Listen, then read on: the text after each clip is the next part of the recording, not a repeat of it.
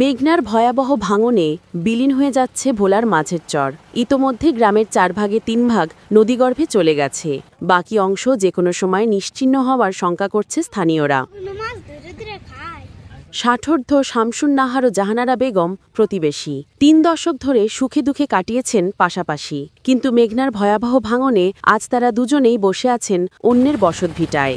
এক রাতের মধ্যে ঘর বাড়ি সব যে লইয়া গেছে, কিছু হরাইতারই নেই। একারে আসুক ঠুস ঠুস করে চাকরি করছে, আমরা যে ঘর দূরও থাকতে পারি না। মেঘনা নদী আমাকে সব লইয়া গেছে, আমরা যে কোনো থাকতে পারি না, থাকতে অসুবিধা। খোলা কাশনের মধ্যে থাকতে আসি।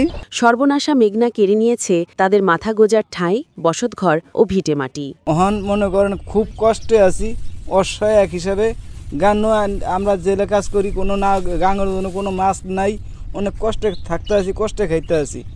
আমাদের এই শহরে যেমন পেক্সিকা বাম্পার ফলন হয়, হ্যাঁ, এরপরে শাকসবজি সর্বকিছুই বাম্পার ফলন হয়। এখন 3 ভাগের 2 ভাগই জমি নদীর গর্ভে চলে গেছে। আমাদের বাপদাদার ভিটামাটিকে রক্ষা করার জন্য সরকারের কাছে আমি আবেদন জানাই যে আমাদের সিসি ব্লক দিয়ে আমাদের ভিটামাটিটা রক্ষা করার জন্য। খোলা আকাশের নিচে ছোট্ট টঙে মানবেতর জীবন কাটাচ্ছেন সর্বস্ব হারানো মানুষগুলো। নদী ভাঙনে ইতোমধ্যে গিলে খেয়েছে 6টি আশ্রয়ণ প্রকল্পের মধ্যে 5টি সরকারি প্রতিষ্ঠান, আরও স্কুল, মাদ্রাসা, আমাদের মসজিদ, এমনকি অনেকেই হারাইছে। এমন নিজেদের বাড়ি ঘরদুয়ার, যারা নদী প্রজেক্টের পাশে এখন রোডের সাইডে ছিল, তাদেরও বাড়ি ঘরদুয়ার নিয়ে গেছে। এখন আমরা সবাই সর্বহারা। এমনকি এই যে একটা কিল্লা আছে, কিল্লাতে অনেকেই খোলা কাশির নিচে যাবজ্জীবন করতেছি। আমাদের কাছে আমাদের দীর্ঘ 2 বছর ধরে নদী ভাঙা সব কিছু বিলীন হয়ে যাইতেছে। আমাদের এই জায়গায় প্রায় 1200 ফ্যামিলি, 7,500 মতো ভোটার। এই জায়গায় 6টা আশ্রম প্রকল্প ছিল এবং কি সরকারি বিভিন্ন প্রতিষ্ঠান ছিল, সব কিছুই নদীর কবলে চলে গেছে। আমাদের এই চর ভাঙার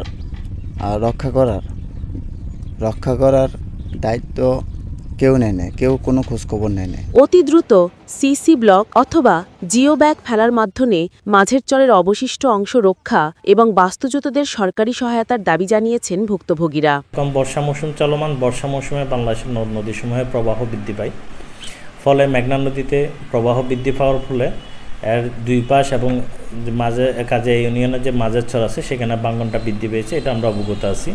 তো যার কারণে মাঝের চরটি রক্ষার জন্য আমরা ইতিমধ্যে এটার পরিদর্শন করেছি এবং সেখানে যে প্রকল্প গ্রহণের যে ইকোনমিক অ্যানালিসিস সেটা আমরা করছি। ফলে ইকোনমিক অ্যানালিসিস করে যেটা এটা ইকোনমিক্যালি ফিজিবল হয়, তখন সেখানে আমরা সাস্টেইনেবল করার জন্য প্রকল্প গ্রহণ করে কাজ বাস্তবায়ন করব এবং কাজ বাস্তবায়ন হলে এটা এলাকাটি রক্ষা পাবে।